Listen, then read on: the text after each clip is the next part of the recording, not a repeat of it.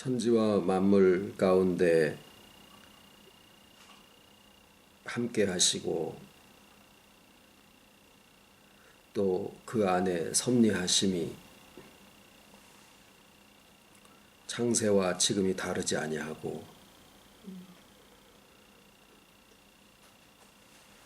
또 그 모든 섭리의 끝이 우리 하나하나의 인격에 다 우리 안에 아버지의 모든 정사와 권세를 가지시고 주께서 우리와 하나 되어 이 모든 회복과 충만의 역사를 이루어 가심을 아버지 감사를 드립니다. 주와 하나됨을 알기 이전에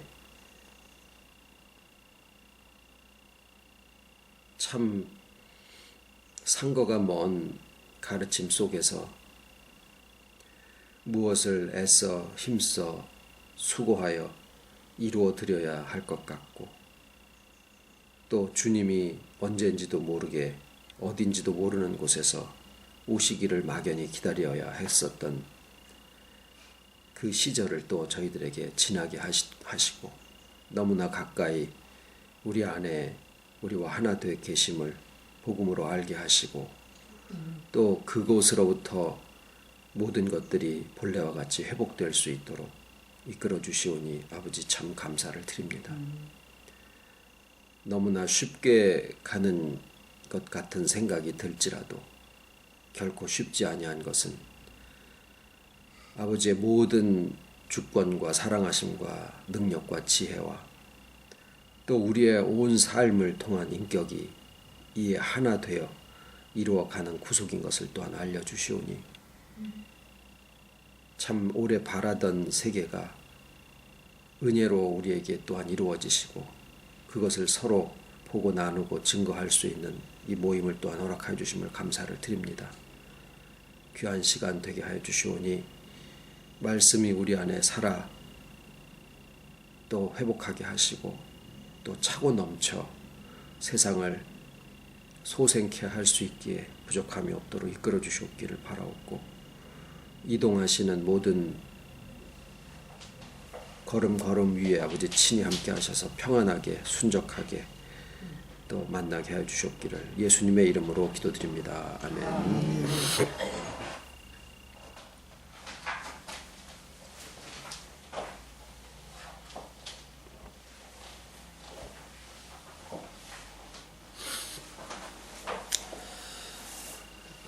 첫 시간에는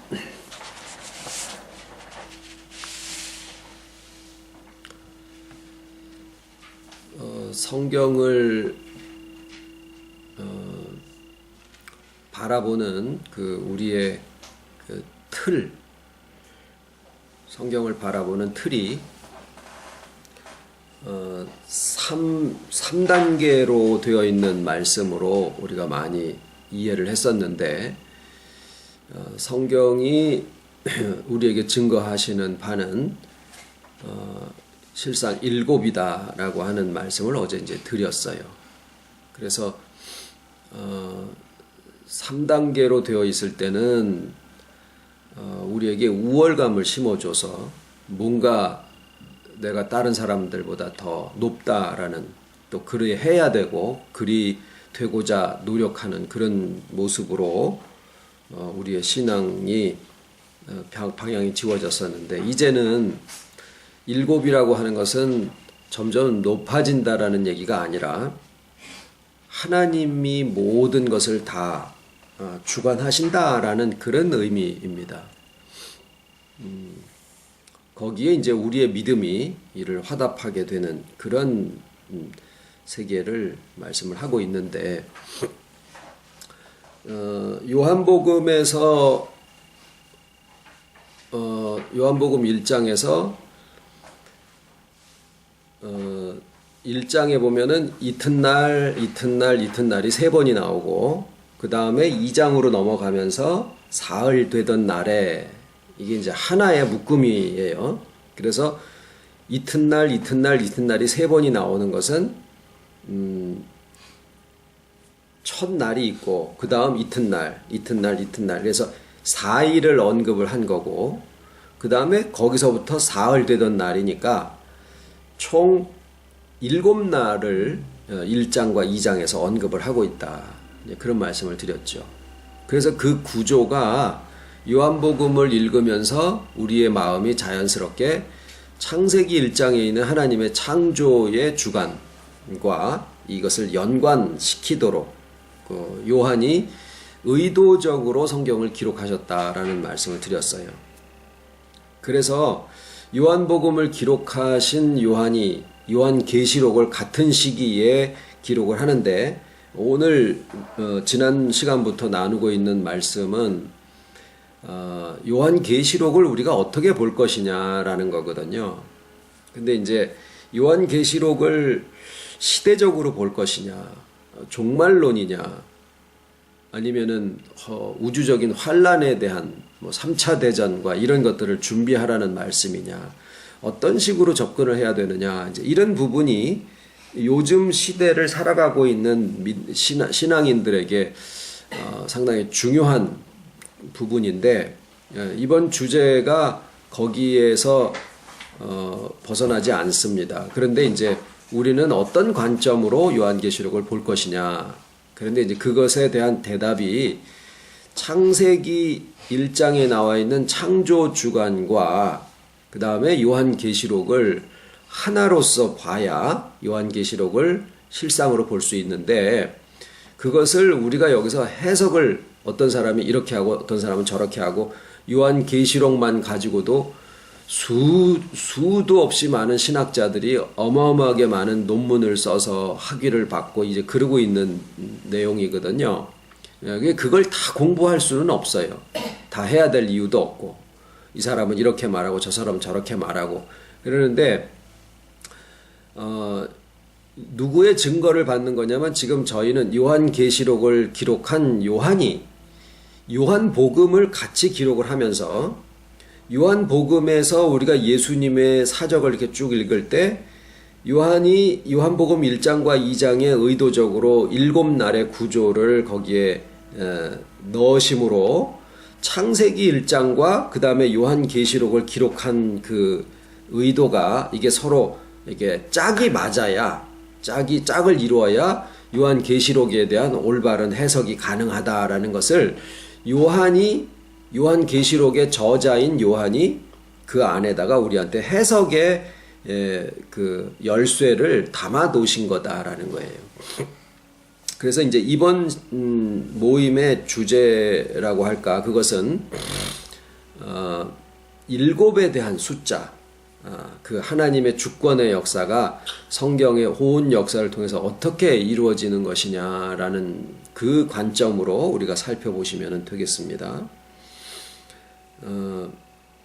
근데 이제 지금 언급드리는 창세기의 창조 주관, 그 다음에 요한복음 1장의 7날의 구조, 그리고 요한계시록의 구조, 이제 이 세 가지를 말씀드렸는데 이번 시간에 말씀드리려는 것은 이러한 구조가 요 세 책에서만 나오는 것이 아니라 이 성경 전체도 실상은 그런 구조로 되어 있다라는 얘기를 드리는 거예요. 요거는 지난번에 이제 책으로 썼던 내용을 어떻게 보면은 반복해서 요약 설명을 드리는 것이나 마찬가지가 될 텐데 이것이 그러니까 성경을 기록하실 때 그냥 이렇게 설명을 해도 되고 저렇게 설명을 해도 되고 내가 오늘 아침에는 이렇게 보이는데 저녁에는 또 저렇게 보이고 하는 그런 어떤 기분이나 상황에 따라서 이렇게 저렇게 해석을 하는 차이가 있는 게 아니라 어떤 것을 설명해 나갈 때는 분명히 거기에 따른 하나의 근거가 있어야 되거든요. 근데 역사를 지금 말씀드린 7개의 그 과정으로 진행되셨다라고 하는 것을 우리한테 알려주는 성경에 하나의 그 열쇠가 있는데 그게 뭐냐면 예수님의 족보예요. 족보는 참 지루하기 짝이 없는 주제죠. 그 마태복음을 읽다 보면은 누가 누구를 낳고가 무려 42번이 나오고 창세기에도 그렇게 나오고 누가복음에도 참 이해치 못하게 이상 마태복음과 누가복음을 비교해 보면은 그 사람들의 순서와 이름 내용들이 다 다르다라는 것도 또 우리가 확인할 수가 있어요. 그 왜 이렇게 동일한 족보를 어떤 때는 이렇게 설명하고 저렇게 설명하기도 하고 또 여기에 한 부분 저기에 한 부분 막 이렇게 나누어져 있어요. 그러면 당연히 우리의 마음은 어떤 식으로 생각해 볼 수 있냐면은 성경 전체의 족보를 하나로 이렇게 묶어보고 싶은 마음이 당연히 생기죠. 그래서 그런 작업을 또 많은 사람들이 합니다. 그런데 그것을 묶어가는 그 과정을 보통 이제 신학자들은 어떻게 하냐면은 세상의 역사를 들어와서 그 역사와 맞추는 것이 가장 현실적이다라고 생각을 하는데 실상 그 족보를 전체를 이렇게 묶어서 하나로 만드는 과정을 성경 자체가 우리에게 제시해 주고 있다라는 거예요. 저희들의 생각은. 그래서 성경 전체를 묶는데 우선 기본이 뭐냐면은 마태복음에 나와 있는 족보로 시작을 하게 됩니다.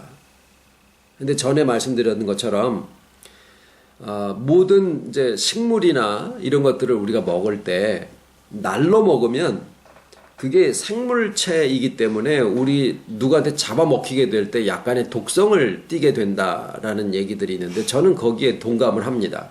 그래서 살짝 데쳐먹는 게 좋다. 근데 그것이 성경도 그러하다라는 거예요. 성경을 가까이 접하는 게 당연히 믿는 사람으로서 좋은 태도지만은 성경 자체를 그냥 날로 먹어버리면 율법자가 되어버리거나 또는 성경이 그냥 문자적으로 보면은 제대로 해석을 할 수 없게 약간의 속임수까지는 아닌데 약간 오해할 수 있는 그런 소지들을 거기에 성경에다 이렇게 같이 담아놓은 것들이 있어요. 마태복음의 족보가 그러합니다. 마태복음은 시작이 어떻게 되냐면 아브라함에서부터 예수님까지를 다루고 있어요. 아브라함과 다윗의 자손 예수 그리스도의 세계라. 그래서 아브라함이 이삭을 낳고 이삭이 야곱을 낳고 야곱이 유다와 그의 형제를 낳고 유다는 베레스와 세레를 낳고 이렇게 해서 아브라함에게서도 시작을 쭉 하면서 아브라함에게서부터 다윗까지 연례되어 다윗에서 바벨론으로 이거할 때까지 연례되어 바벨론으로 이거할 때서부터 예수님까지가 연례되더라. 그래서 다 합해보면 뭐가 됩니까? 42이 되죠.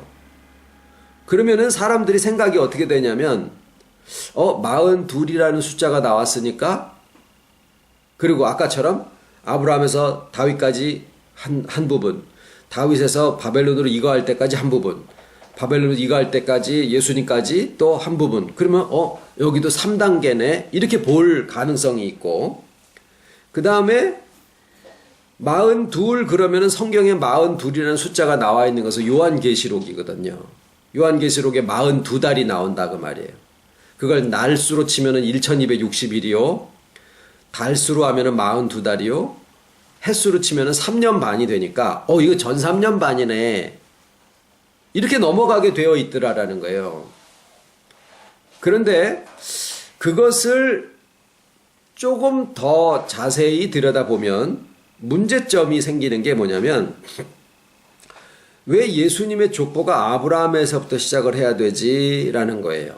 아담에서부터 시작하지 않고 왜 아브라함에서 시작을 하지? 그러면은 아브라함에서부터 예수님까지가 3년 반이라고 하면 그 이전에 에녹이나 노아나 아담이나 셋이나 뭐 이런 분들은 왜 예수님의 그 전 3년 반 기간 동안에 제외되어 있을까? 이게 족보를 해석하는 과정에서 하나의 의문점으로 남게 되죠. 그리고 바벨론으로 이거한다라고 하는 것은 한 세대가 될 수가 없어요. 그냥 하나의 사건일 뿐이지. 그거는 당연히 빼버려야 된다라는 거죠. 그런 식으로 마태복음에 나와 있는 족보를 거기에서 제시하는 바대로 그냥 받아들일 것이 아니라 한꺼풀을 베끼고 봐야 된다라는 얘기예요.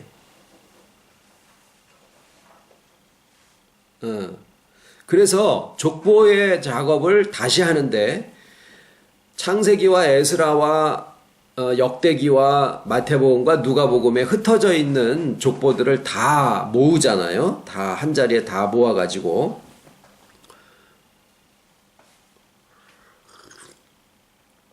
잘 들으시죠? 예. 다 모아가지고 이제 그것을 이렇게 하나의 족보로 쭉 꿰는 작업을 하는데 첫 번째 기준은 마태복음을 기준으로 합니다. 왜 그걸 기준이라고 그 기준이라고 하냐면 마태가 마태복음에 있는 예수님의 족보를 기록을 할 때 역대기하고 이렇게 비교를 해보면 못된 왕들을 다 뺐다라는 걸 알 수가 있어요. 한 서너 명 정도를 빼요. 그래서 마태가 제시한 것을 거기다 그대로 집어넣습니다. 아니, 그러니까 빼는 사람을 그냥 빼버린 거예요.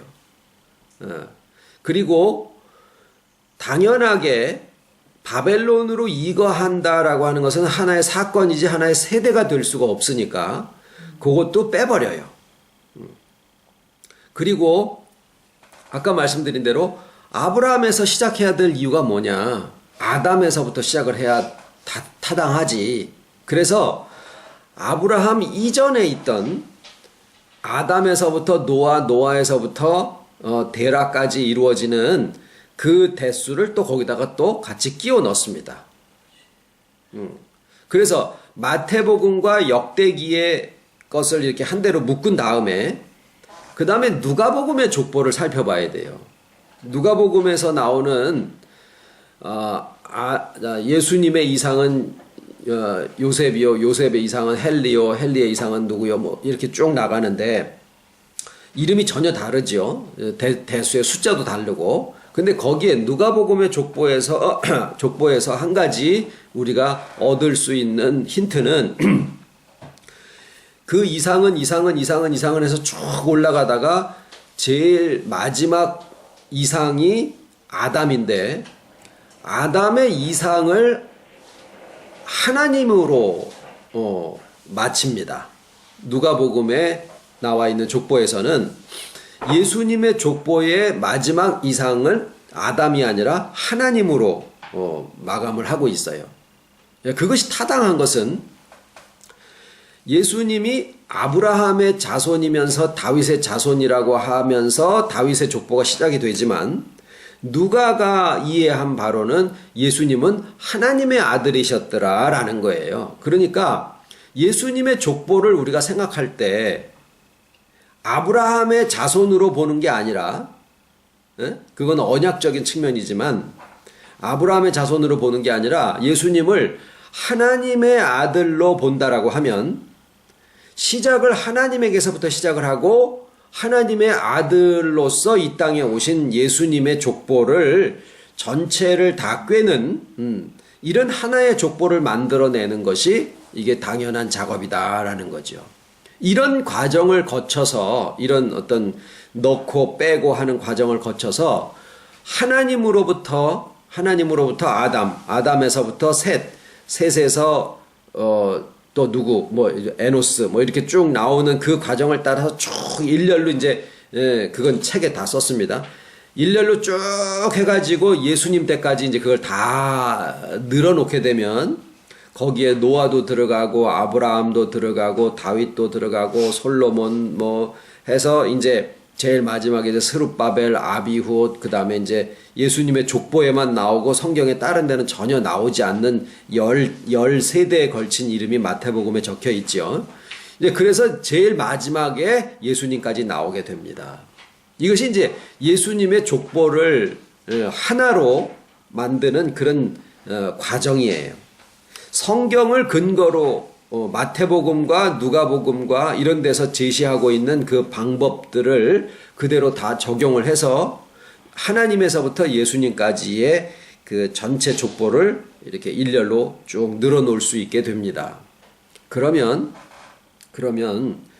그 족보를 통해서 우리에게 하나님이 제시해 주시는 바가 많이 발견되어질 수가 있어요.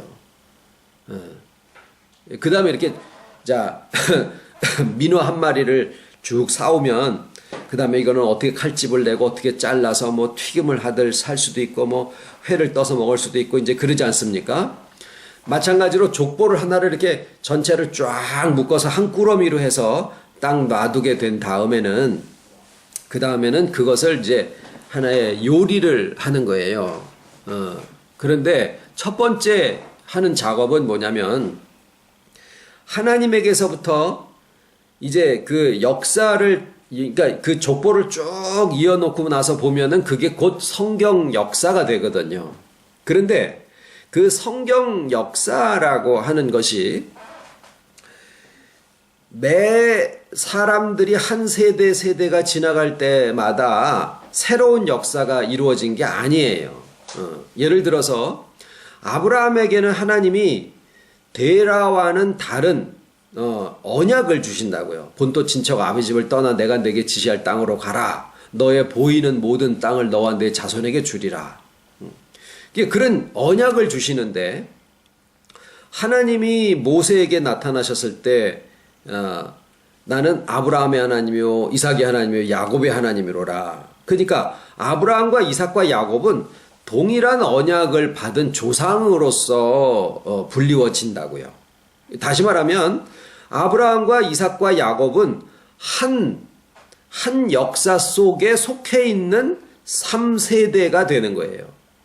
그런데 아브라함과 이삭과 야곱에게 주셨던 그 언약이 성취가 되는 것이 언제냐 하면, 유다가 났는데 유다와 같은 시대에 요셉이 나고 다 12형제가 나잖아요. 요셉을 통해서 애굽으로 가게 되고, 그 다음에 거기에서 4세대를 계속 살아요. 그러면서 이제 요셉을 알지 못하는 왕이 태어나가지고 거기서 종살이가 시작이 되죠. 그러고 나서 살몬 세대의 모세가 등장을 하게 되는 거예요. 그 다음에 그 살몬 이후에 이제 보아스가 나오게 되는데, 여호수아 시대를 지나서, 그러니까 실제로 아브라함과 이삭과 야곱에게 주셨던 약속이 실제로 성취가 되는 것은 10세대를 지나서 가나안 땅에 들어간 다음에 가나안 땅에서 태어난 첫 세대, 그러니까 살몬과 누구예요? 여리고성에 있었던 기생 라합, 둘 사이에서 태어난 자식의 이름이 보아스였는데, 그 보아스 때의 실상은 아브라함과 이삭과 야곱에게 주셨던 그 약속이 다 성취가 된 거예요. 그러니까 아브라함에게서부터 보아스까지는 하나의 언약이 주어지고 성취된 시대다라고 하나의 주제로 볼 수 있다라는 거예요. 10세대를. 그런 식으로 하나님의 역사가, 섭리가 바뀌어지는 과정. 그런 하나님의 역사가 바뀌어지는, 그러니까 섭리가 바뀌어지는 그런 과정들을 성경의 전 역사를 통해서 보면 그것이 나누어질 수 있다라는 것을 쉽게 발견할 수가 있어요. 이 족보를 통해서. 처음에 아담에게서부터 10세대까지 쭉 내려오면서 노아가 되는데, 노아까지의 사람들은 무엇을 했다라는 얘기가 별로 없고, 에녹 외에는 했다라는 얘기가 별로 없고, 전부 다 거의 1000살 가까이 살아가는 그러한 기록들만 남습니다. 그게 하나의 주제예요. 그때 당시의 주제. 그 다음에 노아에서부터 아브라함까지도 하나의 주제가 있어요. 뭔가 이렇게 나누어지는 그런 주제들이 있고, 그러니까 그런 식으로 어떤 하나님의 섭리를 따라서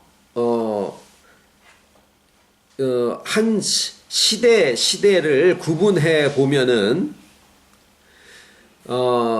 아주 재미있게도 공교로운 건 아니죠. 정확하게도 하나님에서부터 아담, 그 다음에 셋, 에노스 이렇게 쭉 나오는 그 세대를 따라서 하나님을 1세대로 치고, 그 다음에 아담을 2세대, 그 다음에 셋을 3세대, 에노스를 4세대 이런 식으로 해가 보면은 11번째에 가서 노아가 등장을 하게 됩니다. 그리고 그 노아 때까지와 그 노아 이후에 그 다음 세대가 하나님의 섭리로 볼 때 완전히 다른 시대다라는 것을 우리가 구분할 수가 있어요. 이게 그런 개념으로 하나님에게서부터 11번째에 나오는 노아, 그 다음에 노아에서부터 11번째에 아까 말씀드린 대로 아브라함이 나와요. 그 다음에 아브라함에서 11번째에 가서 아까 말씀드린 보아스가 나오고 전혀 새로운 시대가 되죠.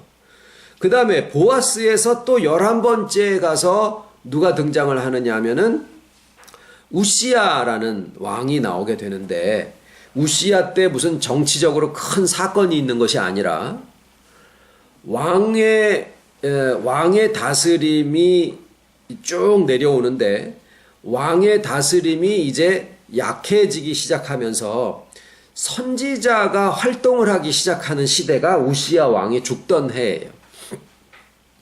그리고 그 선지자가 모든 사역을, 선지자가 대선지자, 소선지자 이렇게 해서 성경에 쭉 17분인가 이렇게 나오는데, 그분들이 다 활동을 마치고 마지막 선지자가 말라기였었거든요. 그 말라기 선지자의 활동이 다 끝날 때, 그때서부터는 선지자의 활동이 끝나고 제사장들에 의해서 이스라엘이 이렇게 돌보아지는 사역이 이루어지게 됩니다. 그래서 지금 이제 몇 가지의 구분을 쭉 말씀을 드렸는데, 각 족보에서 11번째에 해당하는 인물이 나올 때마다 하나의 새로운 시대가 등장을 하고 또 이루어졌다라고 하는 것이, 성경이 전체가 그러면은 예수님 때까지, 하나님에서부터 예수님 때까지를 61대가 되는데, 그것을 각 11번째에 나오는 인물들마다 하나의 시대로 구분을 해보게 되면 성경 전체 하나님에서부터 예수님까지가 6개의 시대로 나누어지게 됩니다. 그리고 그 각 시대는 10분, 그러니까 11번째 사람마다니까 10세대로 다 딱딱 떨어지게 되더라라는 거예요. 우리가 이 결과를 미리 알고서 족보를 거기다 끼워 맞춘 게 아니라, 족보를 아까 말씀드린 마태복음, 누가복음, 역대기에 있는 것들을 성경이 제시해주는 방식이다라는 그것을 쫓아서 61대를 만들어 놓고 나서 보니까 거기 안에 있는 시대 구분들이 그렇게 나누어지더라라는 거예요.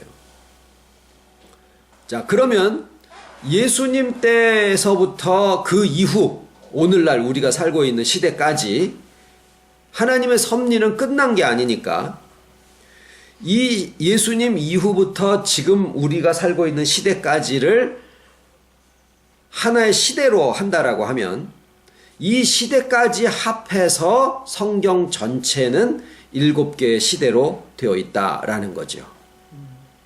그리고 그 7개의 시대가 처음에 말씀드린 대로 창세기 1장에 하나님이 천지를 창조하신 일주일간의 그 과정하고 이제 거기에서 이제 조금 더 들어가 보면은, 하나님이 창조하신 첫째 날 빛을 만드시고, 그건 어제 말씀드렸죠. 둘째 날 하늘을 만드셔 물과 물을 나누시고, 셋째 날 하늘 아래에 있는 물들을 다 모아서 바다라 칭하시고, 묻이 드러났을 때 그 묻을 땅이라 하시면서 거기에서 씨가 진 모든 것들이 나오게 하신 게 3일째고, 4일 넷째 날은 빛에 해당하는 내용물, 첫 번째 날에 해당하는 내용물인 광명을 만드시고, 그 다음에 5번째 날은 두 번째 날 하늘에 해당하는 새와 바다에 해당하는 물고기를 만드시고,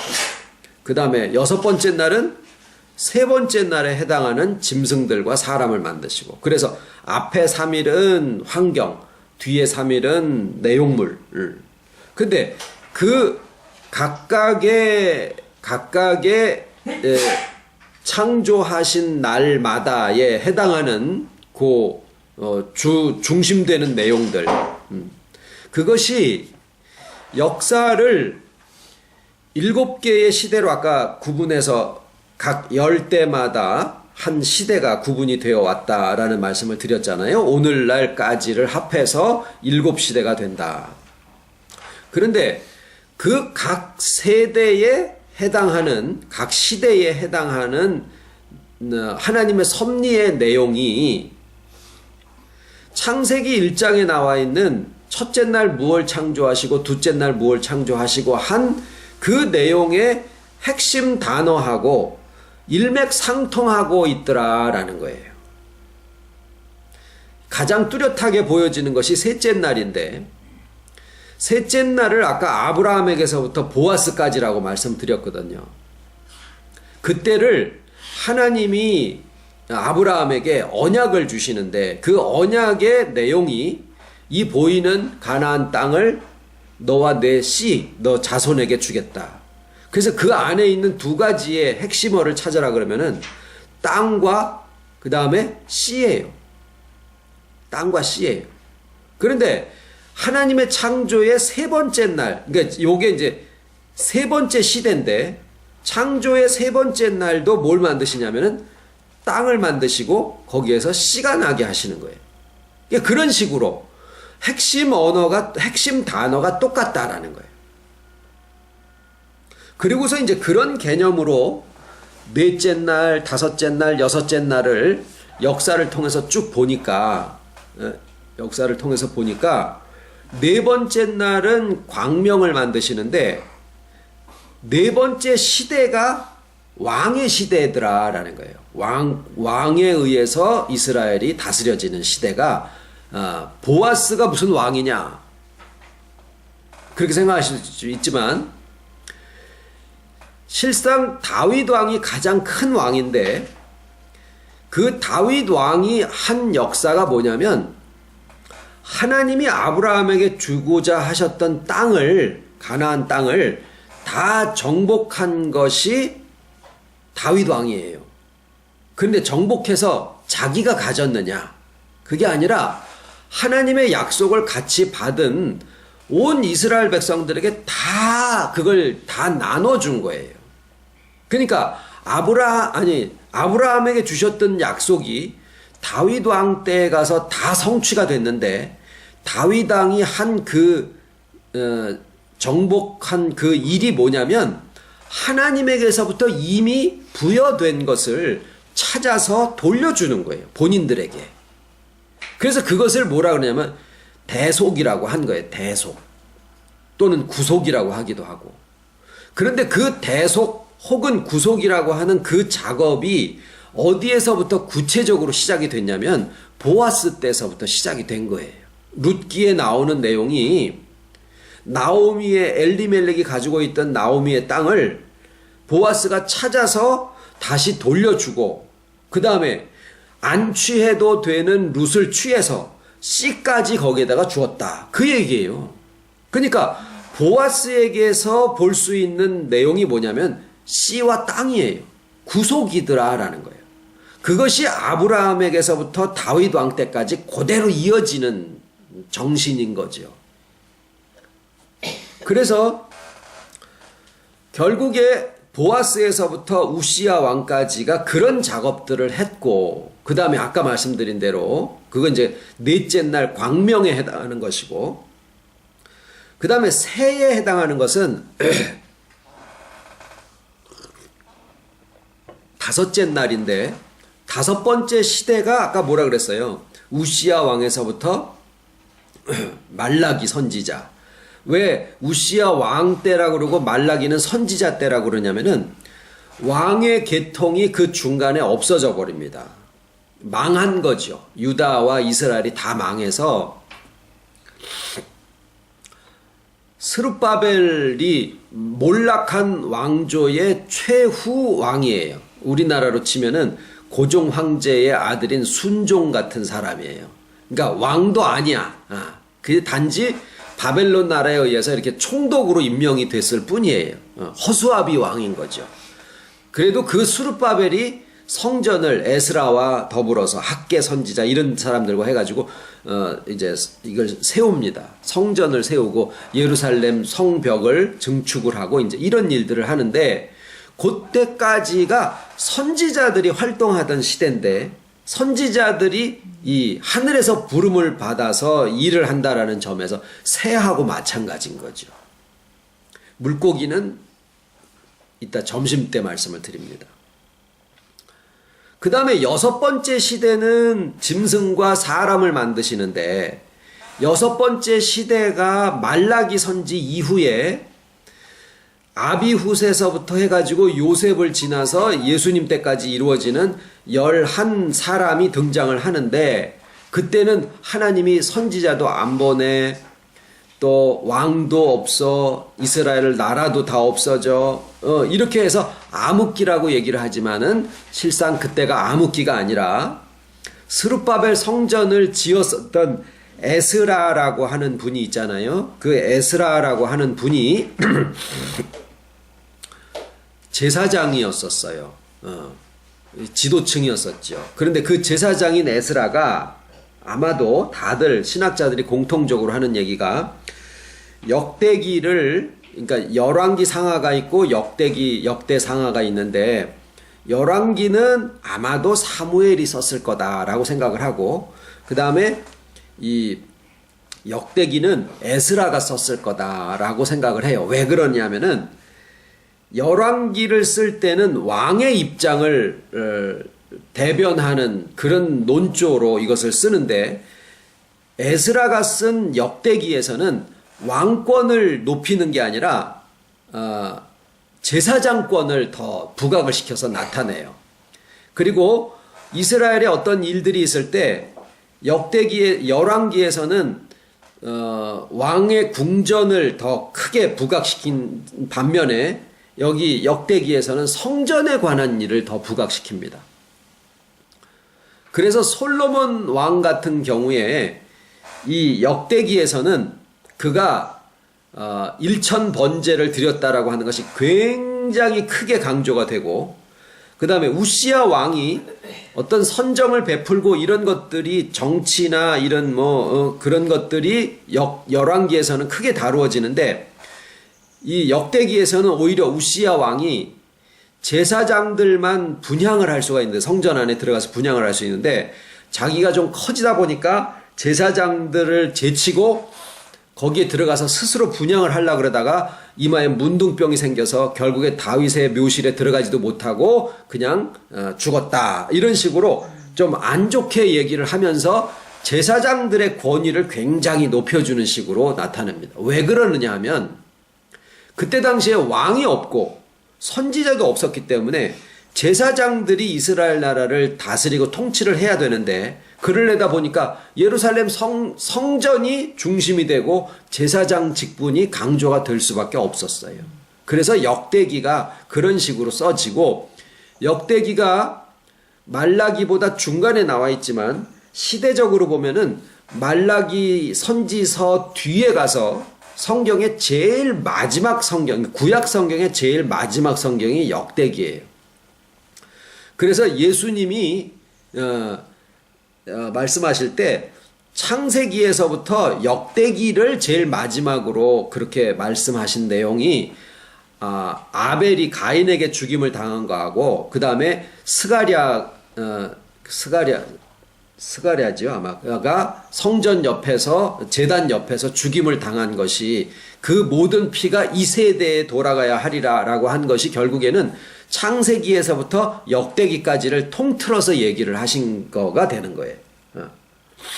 그래서 그때 당시에 말라기 선지 이후에 400년 동안 암흑기라고 한 그 기간이 실상은 암흑기가 아니고, 성경에는 암흑기는 없어요. 그 기간 동안이 제사장들에 의해서 통치되던 그 기간인데, 그것이 6번째 날에 해당한다라는 거예요. 자, 그러면 이제 요것이 이제 전체를 7시대를 민어 한 마리를 놔두고 이렇게 토막토막을 내서 요리를 시작을 하는 것처럼, 이 전체 61대에 해당하는 성경과 그 다음에 오늘날 우리가 살고 있는 시대까지를 합해서 7시대가 되는데 7시대를 이렇게 톡톡톡톡 나눠 놓은 거예요. 그럼 이것을 이제 어떻게 해석을 할 것이냐. 이제 거기다가 이제 양념을 집어넣어서 찜을 하든지 뭐 탕수육을 하든지 이제 그래야 되는데 이것을 어떻게 이해를 할 것이냐. 우선은 첫 번째는 모든 7이라는 숫자가 나올 때 이것은 하나님께서 친히 주관하신다. 하나님의 능력으로 시작을 하신 거기 때문에 끝까지 그냥 반드시 이루어 놓으신다라는 그런 내용이 그 안에 있고 그것이 하나님의 온전이에요. 그러니까 우리가 지금 요번 수련회 때 7이라는 숫자를 가지고 창세기와 요한계시록, 요한복음, 그 다음에 성경 전체의 역사를 다 다루는 것과 그 다음에 결론은 뭐냐면 우리 안에서 이루어지는 회복의 역사인데 이 회복의 역사를 7으로 이해를 하게 된다라는 거예요. 결론이. 그거는 뭐냐면 하나님이 창조를 시작을 하셔서 그 다음에 일곱째 날에 가서 그것을 완성을 하시잖아요. 그런데 그 완성하시기까지 쉬지도 않으셨어요. 창세기 1장 시작에서부터 저녁이 되며 아침이 돼도 쉬지 않으시고 7째 날에 가서 쉬셨다고요.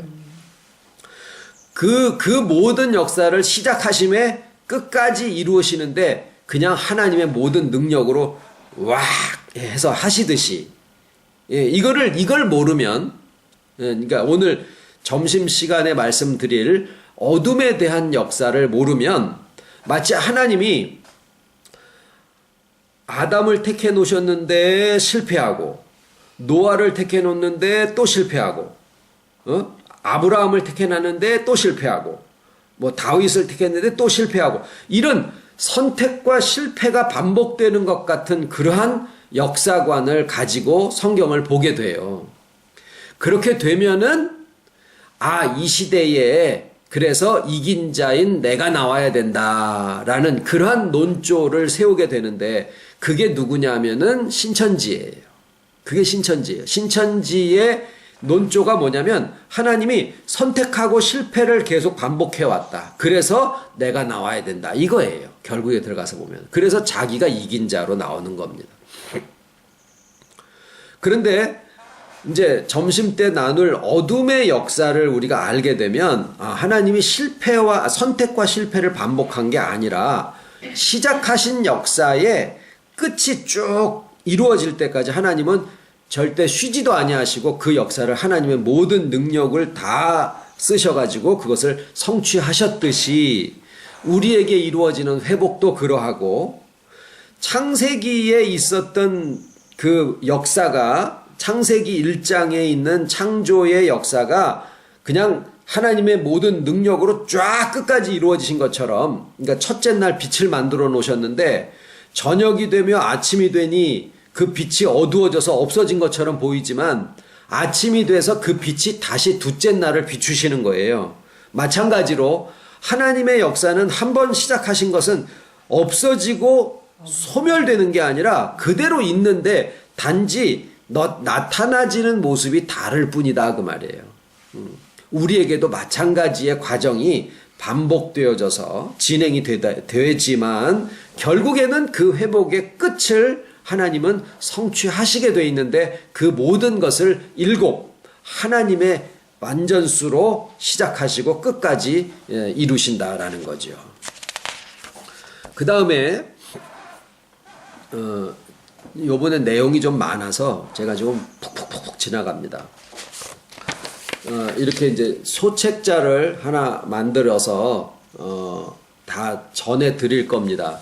요 안에 지금 설명드린 내용들을 좀 큰 글씨로 해가지고 다 적어 놨으니까 두고 한번 좀 읽어보시고 묵상도 하시고 확신도 가지시고 그러시기 바랍니다.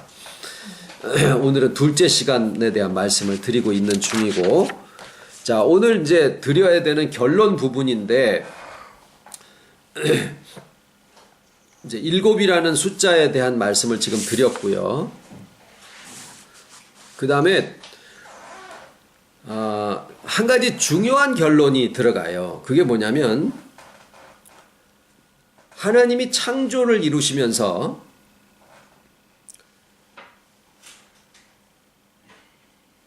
첫 번째 시대, 그 다음에 두 번째 시대가 지나가고, 첫 번째 시대는 빛을 비추시고, 두 번째 시대는 하늘을 만드시고, 세 번째 시대에는 땅과 씨를 낳으시고, 네 번째 시대, 씨는 약속이라고 볼 수 있죠.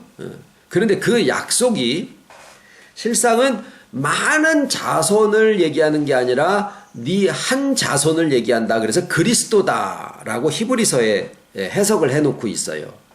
그러니까 우리가 보기에는 하나님의 창조의 역사가 모든 역사를 통해서 섭리가 되어져서 나올 때 성경을 읽으면서 제일 신나는 때가 언제냐면 민수기, 여호수아 이런 막 정복해 나갈 때 하고, 그 다음에 다윗 왕 때 뭐 요압이라든가 뭐 이런 아마샤 뭐 이런 아주 용사들이 나와가지고 그 주변에 있는 나라들을 막 정복해 나가고 그럴 때가 성경을 읽으면서 아주 신나요. 사무엘 상하, 열왕기 상하 뭐 이런 때를 읽으면은 신나요.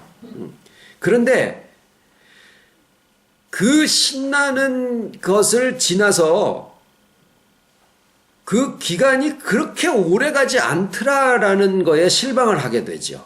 솔로몬 때 가가지고 벌써 타락의 징조가 보이고, 그 다음 세대에 가서 이게 쪼개집니다. 남과 북이 쪼개져 버려요. 그리고 성경을 처음에 읽으면서 다시 회복하시겠지. 그런 미련과 아쉬움을 계속 가지면서 열왕기 상하, 역대 상하를 읽어가게 됩니다. 그런데 계속 실망의 연속이에요. 그래서 성경을 읽다가 이사야 이런 데까지 가잖아요. 그 다음에는 읽기가 싫어져요. 그래가지고 성경을 그냥 놔버립니다.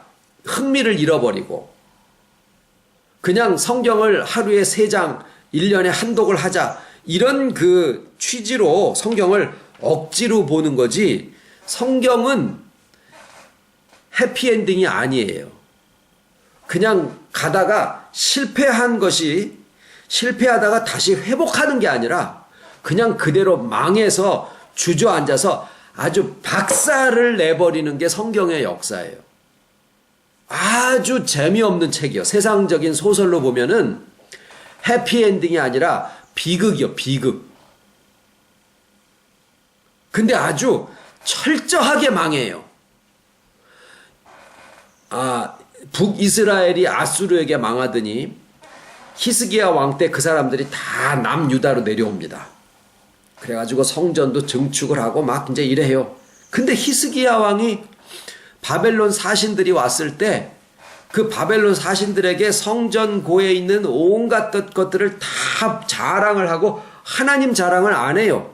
자기가 죽었다가 죽을 병이 걸렸다가 거기서 하나님한테 기도해가지고 살아났으면 하나님 자랑을 해야지, 자기 성전고에 있는 그런 금은 방패 막 이런 걸 자랑해가지고 그걸 다 바벨론에게 다 뺏겨버려요. 이런 바보 멍충이가 있나. 그러고 나서 우시야 왕은 그 전이구나. 그러고 나서 뭔 좀 좋은 일이 있을까 하고 계속 읽어봐도 계속 망하고 패하고 쇠하고. 그래서 그게 이해가 안 됐었는데 족보를 알다 보니까 그 뜻을 알겠는 거예요. 그게 이제 오늘 드릴 결론의 말씀인데, 뭐냐면요, 보이는 왕, 그 다음에 이스라엘 나라, 제국, 그 다음에 보이는 성전, 막 근사하지요. 이런 것들이 이스라엘 나라에게 하나님이 주시는 약속을 눈에 보이게 성취한 거다. 아까 그래 말씀드렸잖아요. 아브라함에게 주신 그 땅과 씨의 약속이 그리스도를 가리키는데, 그것이 성취된 것처럼 보일 때가 언제냐? 다윗 왕 때더라라는 거예요. 그런데 다윗 왕 때에 가서 성취된 가나안 땅, 그 다음에 성전, 이런 것들이 한 세대를 못 가고 망하기 시작하는 거예요. 그러면서 이스라엘 나라 자체가 없어지는 거는 아니야. 그러면서 그런 과정을 그 다음에는 이스라엘 그 선지자들을 보내가지고, 야, 너네, 특히 예레미야 선지 같은 경우에는, 야, 너네 바벨론으로 포로로 잡혀가. 그게 하나님의 뜻이야. 그러니까 시드기야 같은 선지자가 와가지고, 가짜 선지자가 와가지고 예레미야의 뺨을 후려치면서, 이놈의 자식아, 하나님의 영이 언제 나를 떠나서 너한테 간 적이, 언제 너한테 가가지고 그런 예언을 하라고 그러더냐 이놈아. 그러면서 막 뺨을 후려치고, 어떤 사람은 예레미야를 잡아다가 옥에다가 가두고 막 그럽니다. 그런데 예레미야의 말이 하나님의 뜻이요. 그러니까 아니, 이 가나안 땅이 망해서 바벨론에게 다 뺏겼을지언정 우리가 이 땅을 지키고 살면 그게 하나님의 뜻이 아닌가라고 생각을 했는데, 아예 그것까지도 다 떠나서 포로가 돼서 바벨론 나라에 가가지고 포로살이를 하라고 하는 게 하나님의 뜻이더라라는 거예요. 그러니 이해를 할 수가 없죠. 그 다음에 이제 바벨론, 또 무슨 다리오 왕 이런 사람들이 보내가지고 이제 에스라니 뭐 학개니 뭐 스룹바벨 이런 사람들을 다 다시 돌려보내서 이스라엘 예루살렘 성전을 다시 건축하게 하는 거예요. 그게 스룹바벨 성전이요. 그래가지고 그 스룹바벨 성전을 통해 가지고 이스라엘 나라들이 다시 이렇게 모이는가 싶었더니 나중에 로마가 와가지고 그것까지도 다 망해버리네. 그것까지도 다 무너져 버리고, 헤롯 성전을 세웠는데 헤롯 성전은 그냥 미석을 가지고 46년 동안 했지만은 그거는 성전도 아니요. 주후 70년경에 로마가 와가지고 그것까지 다 돌 위에 돌 하나도 남지 않게 다 무너뜨리우리라. 예수님이 이게 뭔 성전이야? 이건 성전도 아니야. 그랬던 거거든요. 그게 다 무너지고 그냥 벽 하나만 남은 거예요. 그게 지금도 이스라엘 나라에 남아있어서 그걸 이제 통곡의 벽이다 해가지고 사람들이 거기 와가지고 기도하고 그러는 거로 지금 잔재가 남아있을 뿐이죠. 그건 예수님의 말씀을 빌자면 그건 성전도 아니요. 그건 이 몸이 성전이야. 이걸 헐어라. 내가 사흘 만에 다시 일으키리라. 이러신 거거든요. 그러니까 뭐냐면은요, 솔로몬 그 성전을 지었을 때 너무나 좋아서 1000번제를 드리잖아요. 소를 1000날 동안